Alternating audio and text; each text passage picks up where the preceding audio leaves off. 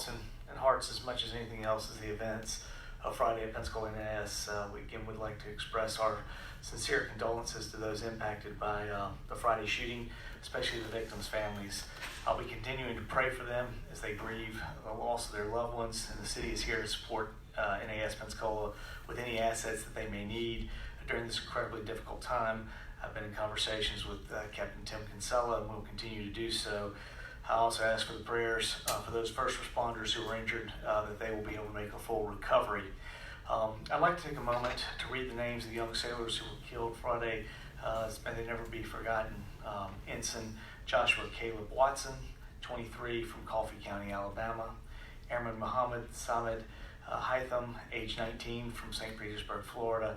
And Airman Apprentice Cameron Scott Walters, age 21, from Richmond Hill, Georgia. If we take just a moment of silence and remember those individuals.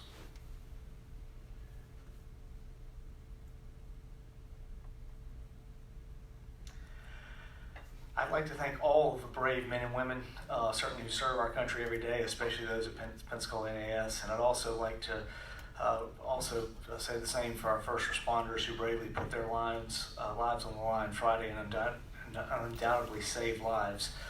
They are the true heroes, and we certainly are very thankful for them in our community. Throughout this tragedy, I've seen the people of Pensacola come together, donating blood, showing support for our military and first responders, and praying for everyone in this impacted horrific event. I was able to attend two memorial services over the weekend, just community services as well. Certainly seeing the lines of individuals lining up to give blood. I think that says who we are as a community in Pensacola, and certainly the deep affinity that we have with Pensacola NAS. Again, that's, to me, critically important, and I think needs to be shared out there, that even though we went through a challenging time, Pensacolians will certainly step up to help in any way they could. This will continue to be difficult, and I know that we are a strong community. We'll become even stronger because of this. I ask for patience from the media and the public as the FBI conducts its thorough investigation. We all want answers, but I ask that you give time to investigate and trust that we will provide the answers in due time. There are a couple of good things. As much sadness has come through the weekend, there were some bright spots for me personally. I'd just like to reflect on one of those. Was having the opportunity to go with Senator Scott and Commissioner Robert Bender to visit Baptist Hospital. Let me say, the spirits of those that we visited was truly unbelievable to me. I mean, I think you've probably seen on Facebook some of the comments made by Ryan Blackwell, who was the Gulf Breeze wrestling coach, and I can tell you everything that you saw online from him is certainly there in person. I was amazed certainly to be with him and have a chance to share some time with him, and also spent some time with his family. Great family. They were very concerned and got here, and we certainly had a good time talking with them. Also, Mr. Hogue, who was with the security forces out there at NAS Pensacola. The man had just been shot twice through the leg. He immediately stood up and wanted to be standing the whole time we were there with Senator Scott. So again, despite his injuries, he was very concerned just about us, and it was just amazing to be a part of. We also had the opportunity to visit the sheriff's deputy who was shot in the knee, and as he continues to recover, and I know his wife is a good friend of my assistant, Lauren, and upstairs, Lauren Williams, and again, we continue to think and certainly pray for him and appreciate his willingness to go in and combat this issue and combat the assailant who did this.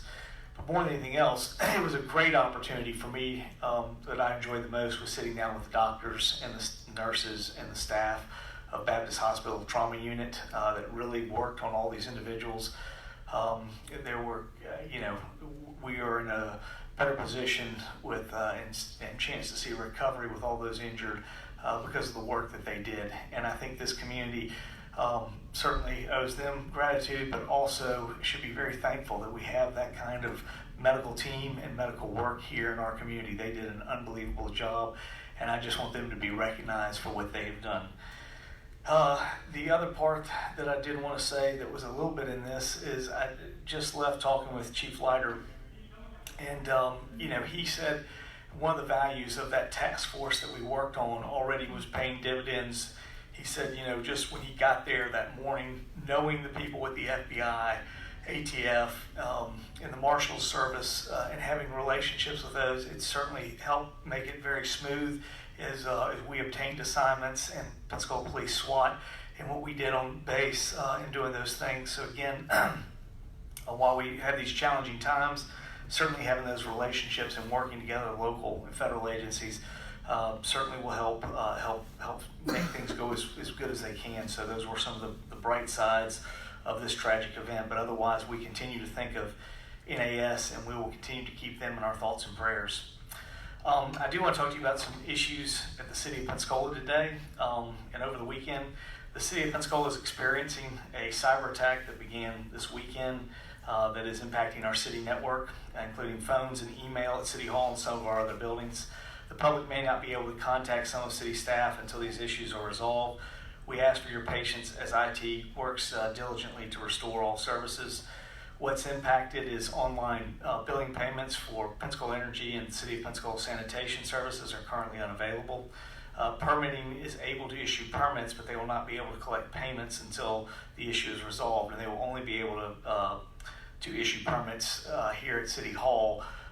They won't be able to do it digitally. They'll have to be in handwriting at this particular time. So we are a little bit hampered through this. The good news is having some of our issues here in relationships with some of those federal departments. We have contacted them and made them aware of this cyber attack. We don't know if it's in any way related, but certainly we experienced it over the weekend, and we've been continuing to deal with things. I do want to be clear about one thing. 911 and emergency dispatch operators are not impacted.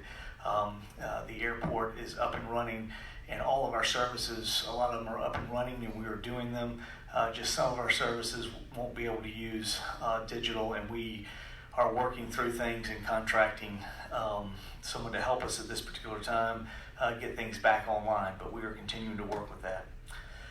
I will say again, the HOS survey deadline is approaching this Friday. If you have not taken the survey for our resident satisfaction survey, we ask that you do that this week before in advance of Friday, December 13th, which is the deadline. Again, it's at uwf.edu/HOS resident survey. We hope you will take advantage of filling out that so that we know what we need to be going forward for this next year as we look at how we're going to administer our services. It's very helpful to us to get things back from you.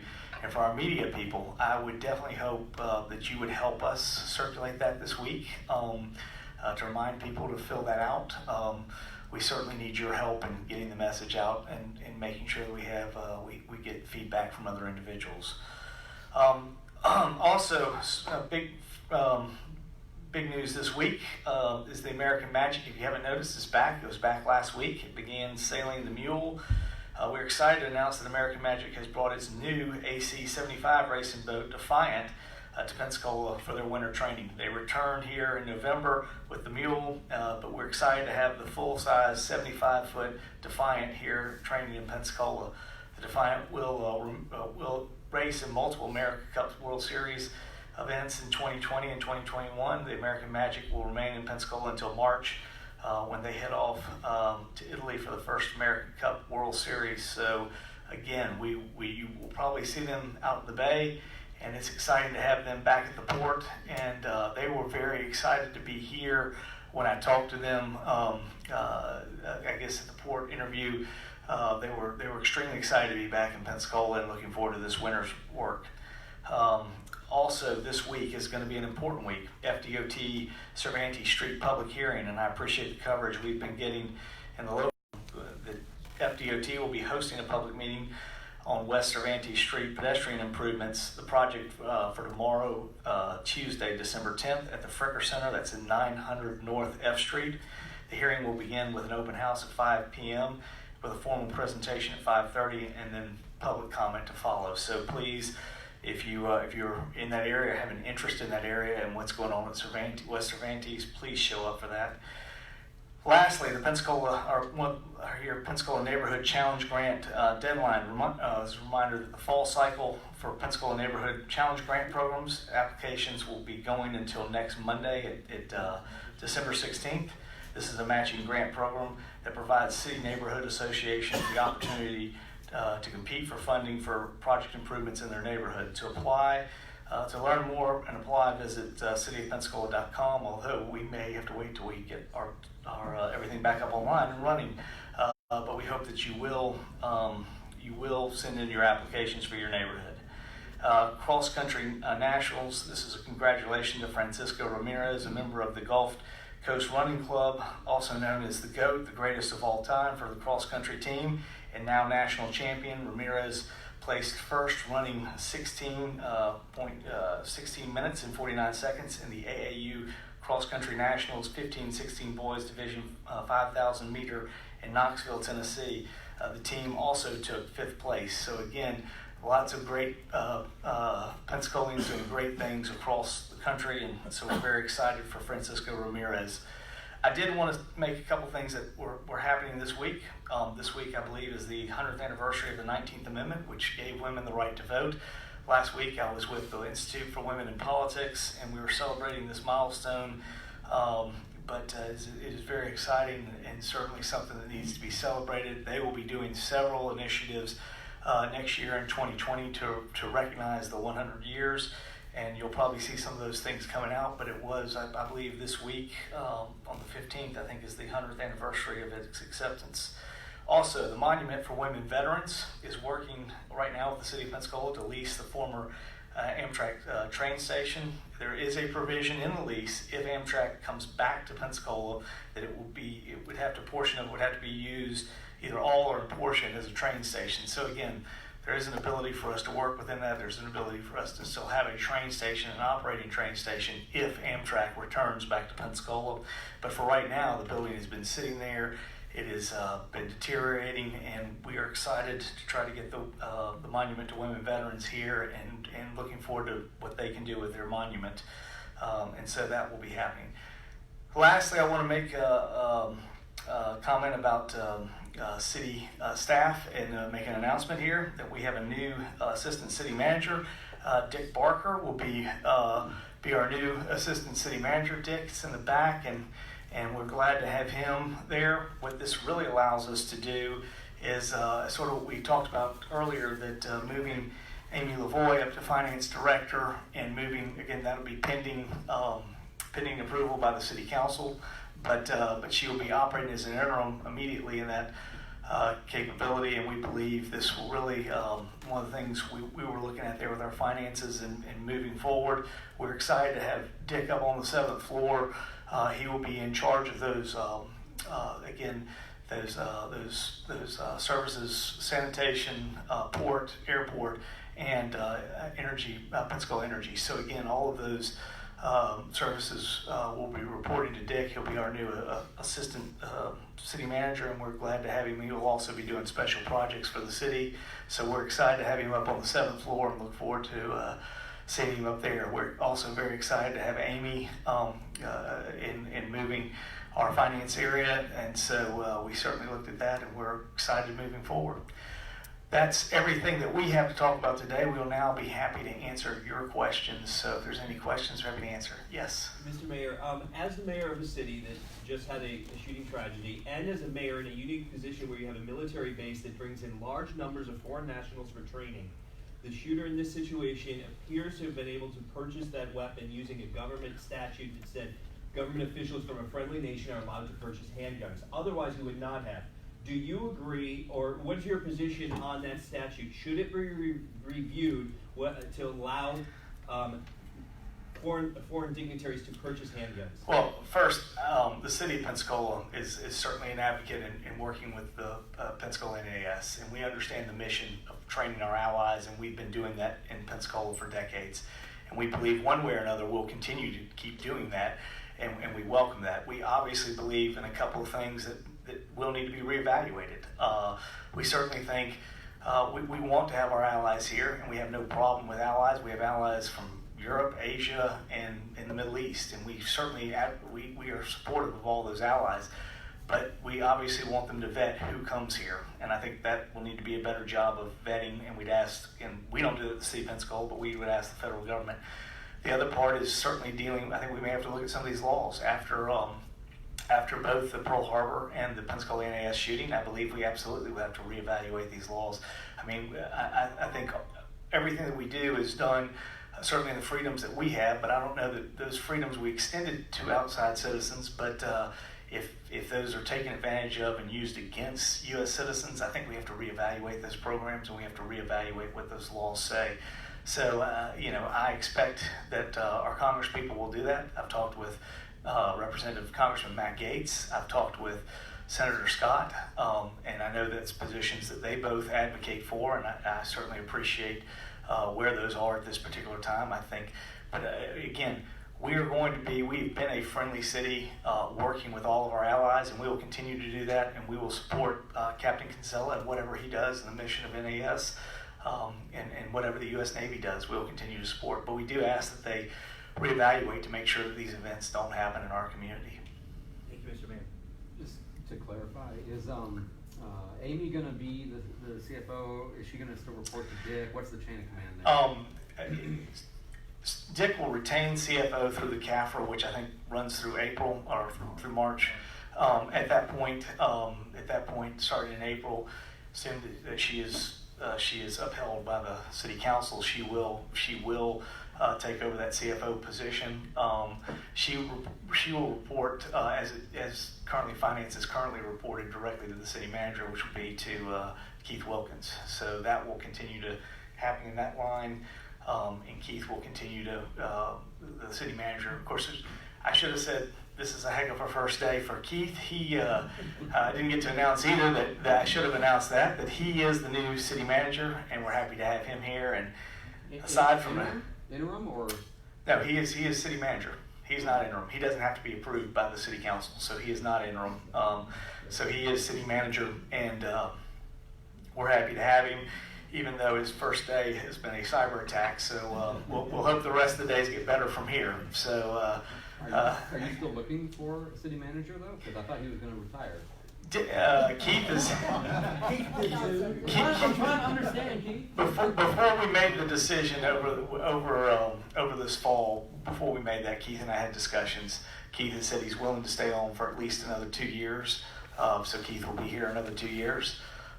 So at this point, I don't think that's longer than Chris lasted. So I'm thinking it will work out, and we can at least keep him 2 years from his retirement. But Keith is going to retire, but I think right now he has a lot of expertise. He's the right person to put into that position, and I think he can shepherd us through these things and get us to where we need to. And I mean, certainly our goal has been looking at succession planning, putting the right people in. I think Amy's an example of that. And as we move forward, I think you'll see an opportunity for us to create other succession from within. At this point, I know it's early, but at this point, is there any reason to think the cyber attack is connected to what happened on Friday, or do we know anything about the nature of the attack? We really don't at this particular time. We don't know if they're connected or not. We have discussed and we have talked with FBI, my understanding, and sent stuff to them, and we're continuing to work. Our people were working through our computer people were working through the weekend to see what was happening. But we're not the only city in Florida that's had this experience. It's one of the things when we went to we were in Washington back in October. We discussed that about cybersecurity issues. So it's, we're not the only city that's experienced this. It's unfortunate. It's going to make it inconvenient for a lot of our users for the next week interacting with the city, but we ask that you just give us some time, and we'll continue to keep working on it and get this thing back up and running. But the airport is on a separate system or secure somehow? Correct. Correct. International, I assume. Correct. And also, we severed things immediately as soon as we found out we were having this problem with our public safety. So public safety was severed immediately, and they are back. They're up and running, and no problems at this particular time. In the past, cities that have been cyber attacked in Florida have had ransom requests. Have you had anything like that? We can't comment on it. We can't comment, but we're working through all those things. Mr. Mayor, can you speak any more to the city's response on Friday as far as the role PPD played or anything like that? PPD was our SWAT teams went out there. SWAT teams were given assignments on base to carry out certain missions. And at that time, that's what they did. I don't see Chief here. I don't know much more comment that I can give to the specifics. At the same time, our regular police officers were outside the base working with the Escambia County Sheriff's Department to secure intersections. As you probably noticed, there were a number of, everybody that went through there kept texting me and telling me how much traffic problems were going on in that area, and I understand that, but I think that was what our first responders do. They immediately secured those intersections and began rerouting traffic. And I'm very proud of the work that they did. It's all part of a team. We rehearse these things. We know what's going on. I think if as a resident here, I'm most proud that they showed the ability to make all those things work and work fairly seamlessly in a fairly fast amount of time, and then we're able to get things back to normal as soon as we found out everything was secure. But at this particular time, and without Chief Leiter here, I don't know any more detail. I can go into what PPD officers on the SWAT team did on base. Was there any effort to provide additional security for yourself or any of the other installations here outside of the base at the time when we were sort of uncertain what was happening? You know, I think we're always concerned about our airport. I mean, I think that's always a challenge that we look to do. You know, I mean, more than anything else, we were responding to whatever we needed to be assigned. I think everybody wanted to make sure that all of that there weren't anybody else that was connected with the shooter. I think that's the first and foremost. And I think as there's a lot of confusion going around, my understanding is we were able to round up all of the Saudis that were on the base, and we were able to get those all to the FBI. But at this particular time, outside of that, I didn't think there was anything more that needed to be done necessarily from our standpoint. I mean, we didn't want anybody else. We didn't want to have any more shootings. That's for sure. Now, since the cybersecurity thing came up, what is the relationship between the City of Pensacola and UWF? You have a pretty stout cybersecurity program over there. I think UWF certainly trains people in this area. I was told for cybersecurity, this is one of the unique places where you have FBI, DOD, Homeland Security, all in the same location. Plus, we have a university who is kind of at the forefront of dealing with cybersecurity. So we have a number of things that do deal with that. We are working right now to work with some of those agencies to try to help us figure out what happened and where do we go from here. I'm convinced we're going to figure this out and we're going to get back up and running. But this the particular city doesn't have like a partnership or anything with UWF to try to. Not that I know of. No. I mean, I think for us coming out of this instance, we will probably reevaluate everything within our IT and see what we want to do going forward. But at this particular time, we didn't have anything. You said the attack began over the weekend. Do you know specifically when it started? I think it was on Saturday sometime. Yeah, late Friday night, early Saturday morning, Okay. 1:30ish a.m. On the Women Veterans Memorial, that's kind of been a long time coming, and it seemed Yeah. like it was almost there and then wasn't quite there. So, I thought maybe fundraising was also maybe an issue for them. Do we have a timeline or expectations of what? There are going to be requirements for them under that. So more than anything else, I wanted to say something on at this meeting today. I wanted to say something from their perspective so that they could fundraise. I know that was one of the things that they were concerned about, and that at least to let the public know, yes, we are in discussion, and they are the first in line to get the lease. We have been working with them. The lease has not been produced yet. It is right now with our legal department, and we're working that lease. But I wanted to at least know from Michelle and let everybody know that it was working. There's one other thing I forgot. And you said that's going to also have a provision for Amtrak, if that service returns, that they'll be able to use the facility somehow. Correct. I believe that it would absolutely have to have, that would have to be a part of it. Again, and that's not saying Amtrak would take over the whole train station again. I think there is the ability, the feeling that with technology today, you wouldn't need as big of an area. They certainly have the platforms, which are all for travelers. But for tickets and other stuff, you could do it with a kiosk or a number of different ways of doing it. That you could still, the Monument for Women Veterans could still coexist at the same time. And that building is going to be for the museum historical part. The monument's going to be south across the street, right? Correct. I think that's their plan. their plan. Of course, that property the monument's on is not city property, so we're not associated with that, but we are moving forward with that lease. I did want to say there was a couple things I saw over the weekend that had happened, and I want to be very clear about a couple things. I certainly realize with the terrorism that we're dealing with these Islamic extremists that are in no way consistent with what the majority of people that Muslims that deal with Islam. And there's always a question of why we don't see something out there from that.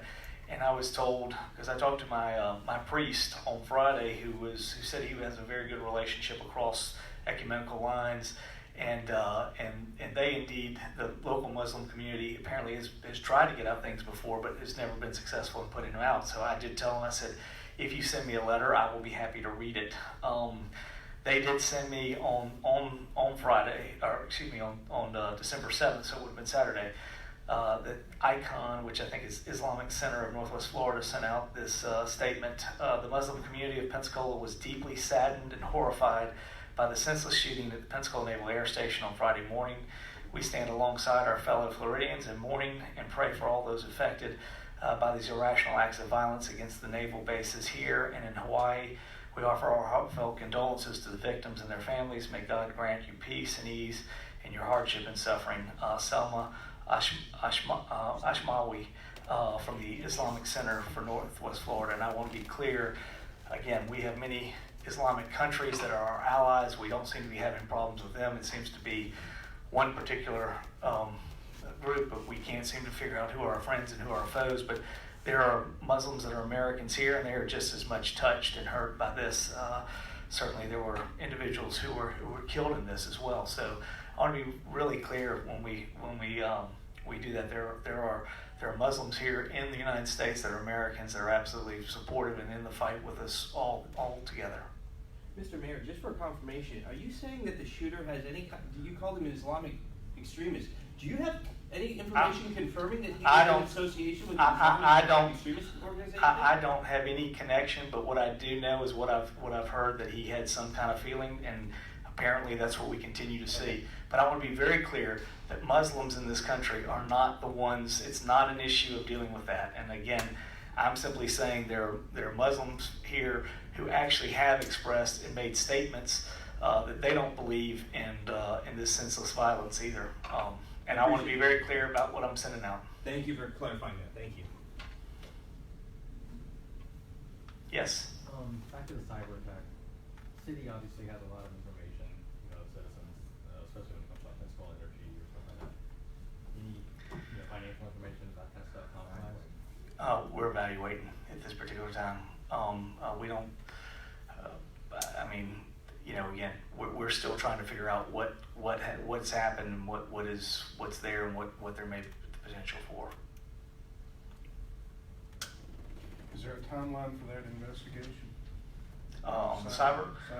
I mean, it's ongoing right now. I met today before this press conference. We actually had a meeting to discuss that. Tommy was here, and we are working what we can to get outside assistance to help us with that, and we're continuing to deal with that. At the same time, we're looking to get professional help outside the cybersecurity area that will come in, help us put things together, get our system back up. So both of those routes are being taken simultaneously at the same time.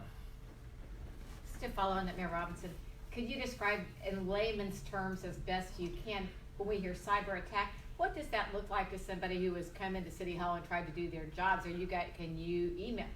How badly are systems compromised, and how is that playing out in terms of what you can use and not use? Again, we're having some challenges with all our communication at this particular time. There are some areas that you're not able to reach us via phone. I'm not sure which departments, but most all of City Hall, you're not able to reach us by phone.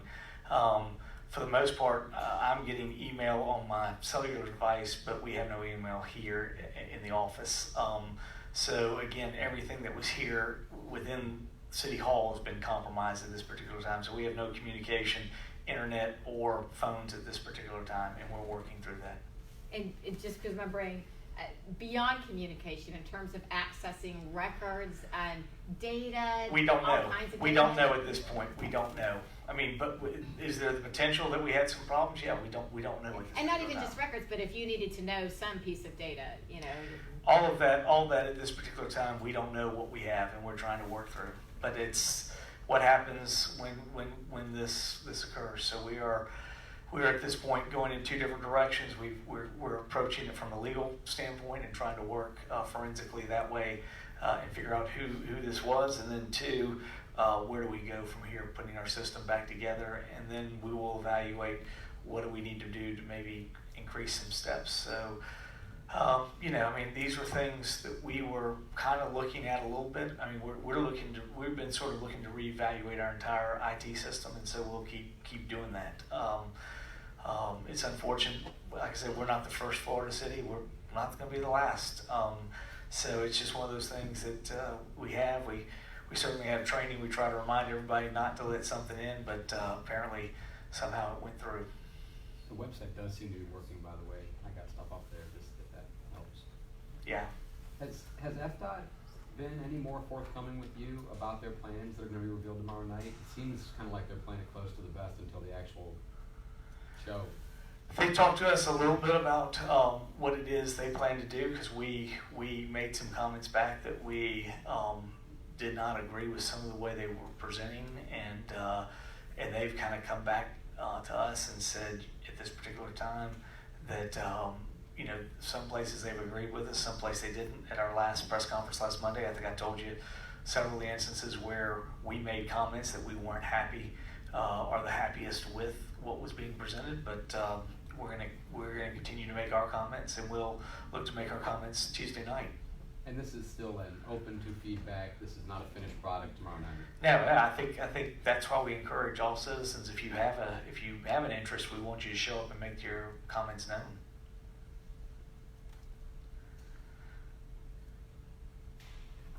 A little bit of clarification on staffing. When you say Keith, the city manager, city administrator? Well, city administrator. I mean, technical. Yeah. I mean, if Just you not to be confused with the old the city system. manager. Yeah. Okay. City administrator. So he's basically the new Chris. Yeah, he's new Chris. Exactly. Oh, this is different. And Dick is new Keith. So yes, that and Amy is new Dick. So yes, we have no new Amy at this point. She has to be approved. Well, she's interim. She's interim new Dick. Yes. So he Oh my has to God, be that was approved. bad. Keith doesn't, does Dick? No. Okay, what is Kara? Kareth is in charge of all of our community development. He and Dick are parallel assistant and deputy city administrators. Okay. So talk a little bit about your thought process, because at one time, Dick was retiring. What happened? Again, Dick is still in the drop program, and at some point he will be leaving us. But we thought it was most critical, the opportunities we did with our financial area and where we went with our finances. We brought Amy over, and we think that there's potential for us to be moving, and I think that allows us to move in those directions that we already thought. But having the opening up there allowed us to work with Dick to move him there and keep his expertise. He has a number of understanding of the city and how things work, and he's still got a couple of years until he drops as well. So we would love to pull him up here and work with him. He's going to be doing some special projects with us, and it'll be also just like what Keith did before and what Keith was, while Chris was not here, he was both city administrator and assistant city administrator in charge of enterprises. Then Keith switched over when Kareth came in, and then Dick is there now. So again, that's what he'll be doing. He'll be working with all those enterprise funds, and he'll also be working for special projects with us. More than anything else, it really allows Amy to move up and take hold of our finances area and begin to work in those areas. Can you explain how drop works? Drop is a plan where you enter in for retirement. There's a certain amount of time that you're allowed. I think it's 5 years maximum within there. So once you go into drop, you at the end of your 5 years you're gone. You have to leave. Again, at this particular time, Dick has a date that he's already in drop. So it's either then or sometime before that or whatever he decides to do. Otherwise, we're happy to have him here. We think he's a valuable member of the team and he can add to what we do. Yes, Dick? Mayor, to clarify, that the drop program was the general pension drop program. I decided to go to FRS when we switched back in 07, I think it was. And so currently, I'm in FRS program, and my date for retirement is December of 23, is what I'm looking at. Is Keith in drop? Keith is in drop as well. Do you know his date? I think he's got a couple of years. Yeah, Keith just went in about a year. Keith probably has about 4 years left if he wants to. But I don't think, again, you don't have to serve out your 5 years of drop. You can drop anytime you want to drop. And at least the commitment I got from Keith is that he would stay for till the end of 21, yeah. He's not in the room. You can make it 24. So he will be here through December of 2021 at least. But, you know, I mean, again, this is part of what we talked about in succession planning. We're trying to do that. We're trying to figure out and build up a good team behind them. We felt very fortunate to have Amy in a place, and we felt like it's the right time to move her and let her sort of take the reins of our finance area. So again, why not let her take the reins of our finance area while we still have Dick here and his expertise and his knowledge? I mean, it'd be better off for us to work through that.